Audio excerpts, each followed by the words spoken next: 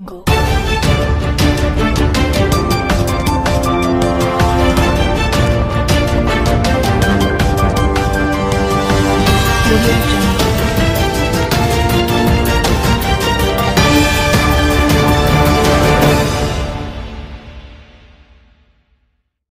उठा के फेंक दीजिए टीवी को घर से बाहर।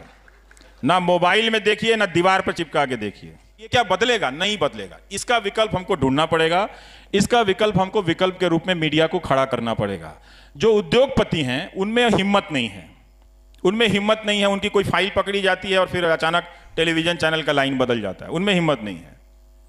तो हमको अगर डेमोक्रेसी को बचाना है, लड़ना है, तो अपने एक मीडिया संस्थान को ऐसा बनाना होगा कि ज्यादा से ज्यादा वो नैतिकता पर खड़ी हो।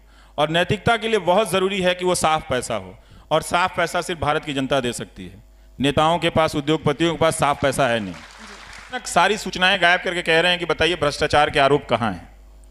अब छपेगा ही नहीं राफेल में, तो अब आरोप कहां से दिखेगा। और ये भी देखिए कि आप इस देश के नागरिक होने के नाते इस बात को कैसे बर्दाश्त कर गए कि जो खुद हजारों करोड़ के घोटाले में डूबा हुआ है, वो हजारों करोड़ की मानहानि का दावा कर रहा है।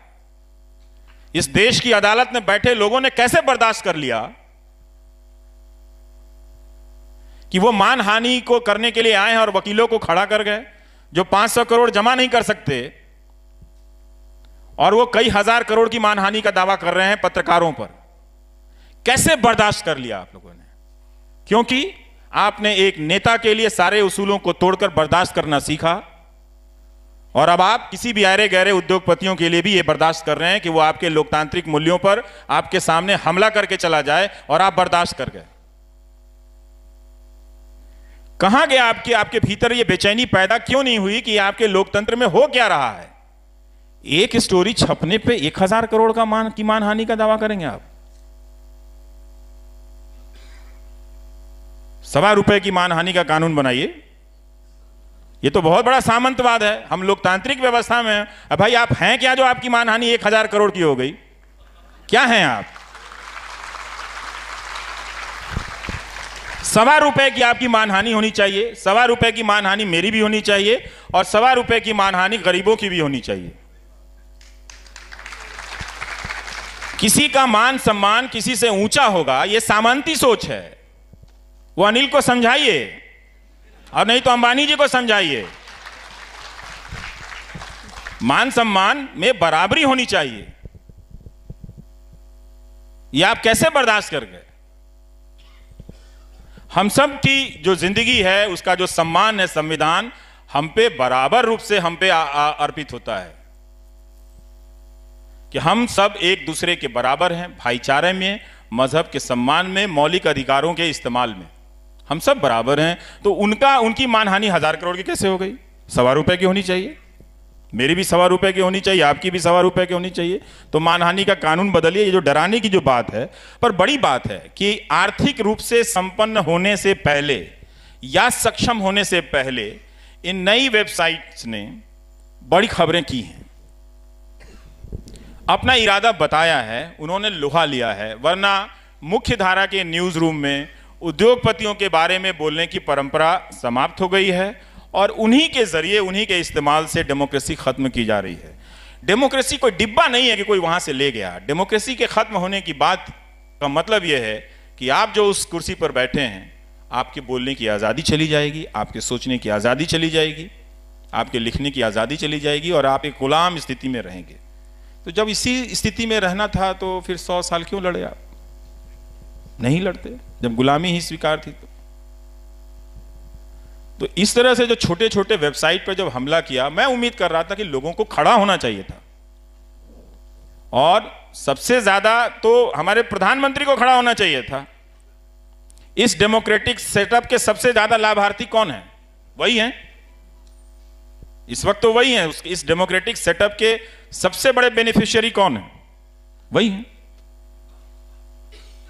तो वो किस तरह का पब्लिक ऑर्डर बना रहे हैं, या जो पब्लिक ऑर्डर खराब हो रहा है उसके प्रति उनकी चुप्पी। चूंकि अब वही सब जगह हैं, हर तरह की योजनाओं में उन्हीं का फोटो है। मंत्री का तो मंत्री नजर नहीं आते हैं, वो तो ट्वीट करने में लगे रहते हैं। भारत का शिक्षा मंत्री शिक्षा पर जितना ट्वीट नहीं करते, उससे ज्यादा प्रधानमंत्री के ट्वीट को रीट्वीट करते हैं। प्रकाश जावड़ेकर। इतनी क्राइसिस है एजुकेशन में, लेकिन अच्छी बात यह कि वो हमेशा हंसते हुए दिखते हैं। 5 साल में आपने कभी उनका सीरियस प्रेस कॉन्फ्रेंस देखा, सुना आपने एजुकेशन पे? नहीं। कोई पूछने वाला है? देशभक्त चैनल कोई नहीं पूछेगा।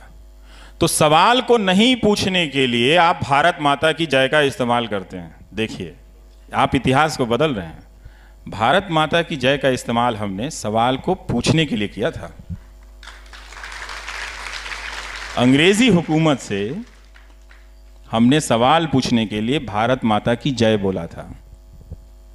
अब ये न्यूज़ चैनल आप सवाल ना पूछें, इसलिए वो आपके बीच में आके कहता है बोलो भारत माता की जय। अरे भाई, हम बोलते ही हैं, तुम डराते क्यों हमको? तो ये एक मीडिया का जो एक पैटर्न है, बहुत सारी चीज़ें खराब हो रही हैं। इसके बीच जो चीज़ें बन रही हैं, मैं देखना चाहूँगा कि क्या जो मेन स्ट्रीम मीडिया का जो रीच आउट है, जो उसकी पहुँच है, उसको कोई मैच कर रहा है। कोई वायर मैच कर रहा है, या कोई स्क्रोल मैच कर रहा है, कोई न्यूज़ लॉन्ड्री मैच कर रहा है, कोई ध्रुव राठी मैच कर रहा है, बहुत सारा, कोई अभिसार शर्मा, कोई आरफा मैच कर रही हैं। अकेले लड़ना थोड़ा मुश्किल होता है, पर अच्छी बात है कि लड़ रही हैं। हमारी दोस्त आरफा, वो कुछ भी कहती है, उनकी बात गलत नहीं होती, उनका मजहब नजर आता है लोगों को। तो आप क्या खड़े हुए या लोग क्या खड़े हो रहे हैं कि आरफा खानम जब बोलेंगी तो उनकी बात गलत हो सकती है या सही होती है, हो सकती है, हम इस पे विचार करेंगे। क्या हम उनके मजहब को आगे करेंगे? ये बुज़दिल इंडिया है जो सवालों से भागता है और भागते हुए भारत माता की जय का इस्तेमाल करता है। ये बुज़दिल इंडिया है। वो जो एक एंकर, मैं यहां आने से पहले उस एंकर का कार्यक्रम देख रहा था, तो वो कह रहे थे उनको कोई फर्क नहीं पड़ता है। अरे भाई, क्यों फर्क पड़ेगा? हुकूमत तुम्हारे साथ है, तुम्हारे ऊपर कुछ होता है, धक्का मुक्की होती है, तो अलीगढ़ मुस्लिम यूनिवर्सिटी के बच्चों पर देशद्रोह का मुकदमा हो जाता है, तुम्हें क्यों फर्क पड़ेगा? तुम क्यों कह रहे हो कि तुम्हें फर्क पड़ेगा? फर्क आरफा को पड़ना चाहिए, अभिसार को पड़ना चाहिए। ये क्यों इतने बड़े देश में 4 लोगों का बोलना इतनी बात अहम कैसे हो गई? इतना सा सोच लेंगे, आपको जवाब मिल जाएगा। फिर आप मुझसे ये नहीं कहेंगे कि मोदी जी ने एक तो अच्छा काम किया होगा, वही तारीफ कर देते आप। जब मैं गाली देने वालों से बहस करता हूं तो वो कहते हैं अक्सर मुझे, एक तो अच्छा काम किया होगा। इतने सारे अच्छे काम किए, बताया तो मैंने कि कितना सारा अच्छा काम किया। जी, आपने जिस तरीके से जिक्र किया शिक्षा मंत्री का, शिक्षा को लेकर आपने एक बहुत लंबी सीरीज की थी, शिक्षा को लेकर आपने बहुत सारा काम किया। उस सब के बाद आपको क्या हिंदुस्तान में जो शिक्षा प्रणाली है उसका क्या आकलन आप करते हैं? बहुत ही खराब। और जो इस वक्त जो एजुकेशन सिस्टम है, वो जो पहली पीढ़ी के लोग जो आ रहे हैं, जो हम सबको देखकर आकांक्षाएं पाल रहे हैं कि हम जिंदगी में अच्छा करेंगे, उनको रोकने की एक कोशिश है। आप दिल्ली में ही आप देख लें तो कई हजार शिक्षक एडहॉक पढ़ा रहे हैं, है ना? और आप बाहर के कॉलेजों में चले जाएं, गांव कस्बों के कॉलेजों में या राजधानियों के कॉलेज में, जहां ठीक ठाक कभी कभार कॉलेज हुआ करते थे, वो पिछले 15-20 साल में बर्बाद कर दिए गए। 1 लाख से ज़्यादा शिक्षक नहीं हैं और कोई 10 लाख स्कूलों में शिक्षक नहीं हैं। और आपको पता है एक मज़ेदार बात, मैसाचुसेट्स इंस्टीट्यूट ऑफ टेक्नोलॉजी, उधर इंडिया कांग्रेस हो रहा था हार्वर्ड की तरह, तो हमारे शिक्षा मंत्री जा नहीं पाए क्योंकि चुनाव था। तो वो अपना स्पीच भेजते हैं जैसे उन लोगों को मालूम नहीं है कि India is a 1 billion plus country. ये सब जो नहीं होता है कि इतने मिलियन, चुनाव आयोग का जो पर्चा होता है वो पढ़ देते हैं। उसके बाद वो एक चीज़ बताते हैं कि हम स्कूलों में बहुत अच्छा काम कर रहे हैं, आप लोग को नहीं पता होगा। और 6 to 12 के स्कूलों में वो 3D प्रिंटर दे रहे हैं। किस लिए भाई? जिस सरकारी स्कूल में मास्टर नहीं है, आप MIT के बच्चों को कह रहे हो रॉकेट दे रहे हो क्या? 3D printer. नहीं समझ में आती ये बात कि ये बात गलत है। रोबोटिक्स की पढ़ाई हो रही है 6 to 12 में। आपने कोई प्रोजेक्ट लॉन्च किया होगा 200-300 स्कूलों में। आप कह रहे हैं कि हम 6ठी से लेकर 12वीं तक में रोबोटिक्स की पढ़ाई करा रहे हैं और 3D प्रिंटर दे रहे हैं। गजब हाल है भाई साहब। जैसे वही गनीमत था कि मैंने कहा कि अगला लाइन ये ना कह दें कि 3D प्रिंटर का आविष्कार हमारे यहां पहले ही हो गया था। वो नहीं कहा तो मुझे लगा कि हाँ, ये शिक्षा मंत्री हैं। जब दावा उन्होंने नहीं किया कि 3D प्रिंटर का आविष्कार हमने प्लास्टिक सर्जरी से पहले किया था, तब लगा कि हाँ वो शिक्षा मंत्री हैं। बहुत ही बुरा हाल है। अब मुझे दुख होता है कि इसका सबसे बड़ा सफरर कौन है? स्टूडेंट्स हैं, और स्टूडेंट्स ही, छात्र ही इस शिक्षा व्यवस्था में गिरावट को या इसके राजनीतिक कारणों को नहीं पहचान पाते हैं, और वो इस तरह से इस बर्बादी की कंटिन्यूटी को बनाए रखे हैं। मैं खुद जानता हूं कि बिहार में ऐसे लाखों छात्र, मैं हैरान हूं कि वो फंस गए हैं। उनका बीए का इम्तहान 3 साल की जगह 5 साल में पूरा नहीं हुआ, और बहुत सारे अनअफिलिएटेड कॉलेजेस हैं जिसमें एडमिशन लेने के कारण कुछ कानूनी अड़चनें आ गई, तो कोई 10,000 20,000 बच्चे बर्बाद हो गए। उनका रिजल्ट नहीं निकला, और 27 तारीख तक अगर नहीं निकला तो वो रेलवे की परीक्षा का फॉर्म नहीं भर पाएंगे। तो सोचिए उनके सामने से क्या छूट रहा है। कोई बेचैनी नहीं है इस देश में, क्योंकि एंकर को सरकार का समर्थन प्राप्त है,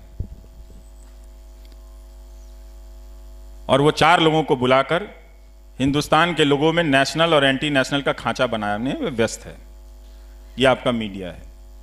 तो हमने, ना तो जनता ने शिक्षा के सवाल को प्राथमिकता पर रखा, ना पत्रकारों ने रखा, ना नेताओं ने रखा, और इसकी कीमत हम सब बहुत ज़्यादा चुका रहे हैं। जगह जगह में हम एक पैरेलल समानांतर व्यवस्था में अपनी मेहनत की कमाई दे रहे हैं। किसी बच्चे को कोई चैन नहीं है, जो इटावा में है, जो मैनपुरी में है, जो धनबाद में है, जो मोतिहारी मुजफ्फरपुर में है, वो सब बहुत तकलीफ से गुजर रहे हैं। ये सिर्फ कहने की बात नहीं है, पर इस शिक्षा पे सीरीज़ करते हुए मैंने देखा, और मैं इस बात को अभी भी समझना चाहता हूँ कि इतनी बर्बादी के बाद भी उनके भीतर ये हिंदू कुंठा जो चैनलों और राजनीति ने बिठाई है, वो क्यों और कैसे इतनी मजबूत है। मेरा अपना शक है कि आज भी उनसे कहा जाए कि तुम अपनी बर्बादी को रहने दो, इस हिंदू कुंठा को चुन लो, तो शायद वो चुन सकते हैं। पर उन्होंने मुझसे वादा किया है कि अब वो इस राजनीति को समझ गए हैं, अब एजुकेशन के सवाल को प्राथमिकता देंगे, अपने कोई भी दल को